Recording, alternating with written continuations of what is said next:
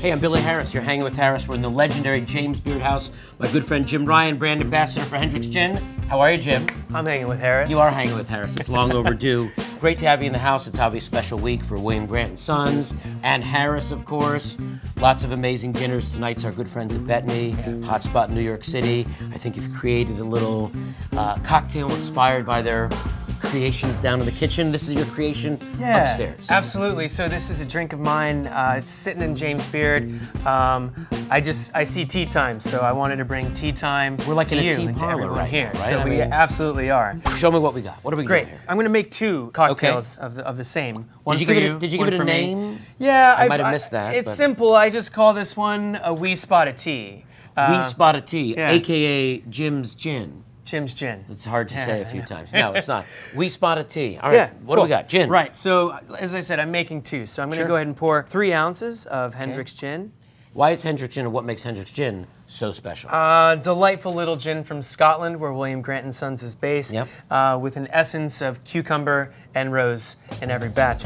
And then on that note, we've got some spice in here. This is ancho reyes. This is an ancho chili liqueur. So it's a liqueur. Yeah, it's quite delicious. One of our newer products. And where is that from? This is Mexican. This is based on an old 1920s Mexican recipe. It's got a little bit of orange, some cinnamon. It's got a nose on it. It's got a lot going on.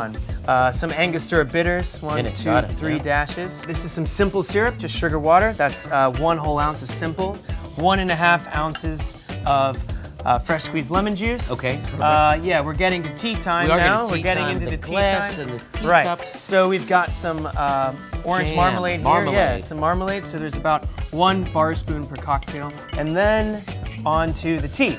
Right. This is a non-caffeinated ginger mint orange tea that I picked up yesterday. Got it. So the tea with the marmalade and the gin and the liqueur. What is this called again? Ancho reyes. Ancho reyes. Yeah. All right, so chili liqueur. So you're getting some sort of heat, little spice action. There'll be a little spice in here. All right, I like it, but with the jam and the sweet and the spice. Precisely. So just giving a stir there just to break up all those marmalade bits. And then we are going to do a hard shake. I'm going to ice this down with some nice ice cubes in there. This is a whole new experiment. And that's the thing. Wee spot of tea. Wee spot of tea. Jim doing a hard shake. So not a single strain here, I see a double strain action. It's a delicate cocktail. It has some spice in there. And it's got the jam, so we figured you might want to leave the jam bits out. Keep the bits. And then was your teapot already iced as well, I did put some larger ice cubes in there. And then we're going to pour a wee spot of tea for you. And 1 for you. A wee spot of tea for me. My pinky's already getting ready to be out, however you're supposed to do it. The pinky police are on premise. Pinkies must be extended. Oh, a little garnish even on your cocktail. So little mint. Cucumber. Yeah, cucumber. Obviously the mint. essence of Hendrick's. Exactly. And a little fresh mint, which is always nice. I will give you a toast first. Good, sir. Cheers. See, that's one of those things, you don't feel like you're drinking a gin and tonic or anything like that. It is the gin, the cucumber, the roses, obviously the marmalade. The mint, the marmalade. You seriously get, it's a little bit of the tea action going on here. It does. A little ginger comes through. I could have more than one of these, you know? Well, this is a very special week at the James Beard House. This is Jim Ryan, brand ambassador for Hendrick's Gin. It's a beautiful cocktail inspired by tonight's meal, our good friends at Bettany. We're making magic up here. They're doing something different in the kitchen. It's going to go together real nice. Thanks for hanging with Harris. Thank you. Pleasure. And we'll see you real soon. It's my good friend, Bryce Shuman. How are you, Bryce? Good. I'm hanging with Harris. You are hanging with Harris. It's a special week here. You're part of this great week that we've been in town. We've had a Chinese New Year dinner, a sushi dinner, a New Orleans themed dinner. Tonight it's you and your team, the Bettany guys. But before, Bryce, we even talk about Bettany.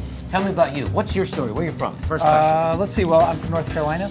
You know, grew up in North Carolina. Ended up moving to San Francisco to go to culinary school. That was my next question. Make the way to San Francisco, culinary school there, and then you started working in restaurants. Right. So while I was in culinary school, I was also working in a restaurant called Postrio at the same time. It was a great kick in the seat of the pants, you know, when you start going to school and working at the same time. Yeah. And it's a culinary. That's a phenomenal culinary city as well. Yeah, you eat, sleep, drink, dream, cooking. 24 hours a day, no matter what. Sure. All right, so there's a lot going on. I know you brought something for me here today. Absolutely. One of the dishes from the restaurant? This is probably my favorite dish on the menu. It's our grain salad with labneh and sprouts. Labneh. Labneh. Which is? A pressed yogurt. Essentially, I take an already strained yogurt, like a really high, full-fat Greek yogurt, and I'm going to transfer it into this muslin cheesecloth here. Now it's going to press, okay? It's just getting all the water out, I guess? Yeah, absolutely. That's so the whole point. The idea is, as it presses, it does. It's going to drip, and we're going to strain that out. So this is going to press and strain overnight. So what you saw is this super creamy yogurt you can still sort of see here on the outside. That you just go from that to that. Has now become something that looks like cream cheese, chèvre, like you said, but it's yogurt. Now it's a grain salad, so we've got a bunch of grains. So in here we have wheat berries, bulgur wheat, a farro, quinoa, which isn't actually a grain, and we have barley. Now, these in here have been cooked previously, and then we dehydrate them. Got it. We're going to puff these. In order to puff them, we have to reintroduce some moisture into it, and then we have to dry it all the way out. So essentially, it's going to go in. Quick. It's going to pop. Is it going to explode? I don't know what's going to happen. No exploding. Oh, wait. In and out. Shake it around. Things are happening. And that's it? And that's it. So. Same sort of technique we're going to do? Same sort of technique we got going on here. Again, that little bit of moisture that's trapped inside these dry grains. It's like popcorn, it's popping. And just from that heat, it's cooking the grain and that's it, right? Done. That's it, it's puffing it up. And that's the deal? And we're going to season it with a little bit of salt. Are there other sort of grains you could say, hey, let's just make this with a total? Sure. I'm just making that up right now. I mean, I know we use, I'll do a similar thing with teff, which is like an Ethiopian grain. Yeah, sure. Also with buckwheat. It's like a Middle Eastern dish right now, just with all these grains. Totally. 100%. Okay, it's awesome. Cool. So grains we have, a little shallot action. So yeah, we're going to put in the salad, we're going to have a little shallot and chives. Okay. I'm going to brunoise the shallot. Essentially, I'm going to cut it into very nice fine dice. Is that the brunoise meaning, since I am the non-chef here? Brunoise, I think, was like a 16th by a 16th by a 16th of an inch. Okay. So I'm cutting it in half. I take out the center part here. Because this little center part here, it's not trash. This is trim. I'm going to find another use for it. I'll slice this up and it'll go right into a sauce. Right, got it. 100%. No reason to throw that out, that's for sure. No. We care about our food. Absolutely. Doing it this way, we're going to get a really nice even dice as well. I've done that a few times. So here we go. Okay. And here's my nice little pile of nicely brunoise shallot. All right, so now when I'm slicing the chives, I'm going to use the entire length of my knife. Okay. So as you see, the chives are just kind of bouncing right off the knife. Absolutely. You have a nice sharp knife. I'm starting at the tip. I'm slicing all the way through. So look what you have here. You have these nice green, bouncy, circular chives. Just perfect. I have my labneh cheese. Yep. That's going to go first. Offset spatula. Okay. Scoop a little like this guy right here. Yep. I'm going to spread it on the plate. Just making like a little half pipe down in there. Just a little bit of a fleur de sel here. Okay. Okay, we're seasoning that. I'm going to put just a little bit of our lemon vinaigrette on our cheese. Okay, so in here, it's going to go the fresh grains. Oh, so we're actually mixing the fresh grains with what we cook. Exactly. So you didn't tell me this. You're Balance, pulling out some tricks here. Of textures. Got the crunchy popcorn, right? With crunchy popcorn. We're going to do almost an equal parts crunchy to fresh. Then we're going to go with our shallots. Nicely brunoise shallot. Yep, perfect. So then we got the chives. Now we're going to go with our chives right here. Which really smell. I mean, you can smell everything that's happening here, which is great. We're going to season with a little bit of kosher salt. Yep. Now, I want plenty of lemon vinaigrette in here because I want the acidity. Yeah, this is really dressing well. Now the dressing's on. I've got crunchy stuff in there. Yeah. So now we got to take it home. Yep. So, spoonful of the grains on the plate. Nice and free. I'm not getting too fussy with it. Nope, I got you. I'm watching. So here I have some sprouts. Okay? Yep. The sprouts are clover and alfalfa. Okay.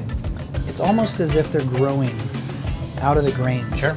You know, everything on the plate here is alive. You know, the sprouts are alive. They're living.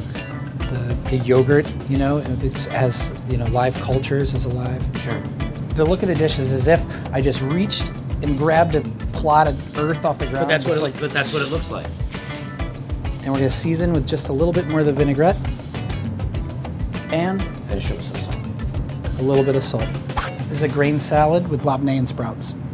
Do I do like a thing? Like, do I go for it in a big way? You can go for it In however any way you I would want. like. I want to get I want to get the grain and the yogurt action, and this is Bethany and the sprouts, and I'm doing it. It's really good. No, I mean, and you get, you know, some people, they do dishes, oh, it's about balance, and I say that a lot. But there's kind of those two levels of the grains, right? We have that popcorn thing, plus all the fresh greens, and like you said, all those little things, devil in the details, the way the shallots are cut, they really just jump off the plate. And you go like, oh, fresh shallot, fresh chives. So, Bryce, thank you for hanging with Harris. It's awesome. Was it good for you? Yeah, Enjoy yourself? It was amazing. All right, it's a great week here in New York City at the legendary James Beer House. When you're in New York, go see Bryce and the team at Bethany. See you real soon. Cheers.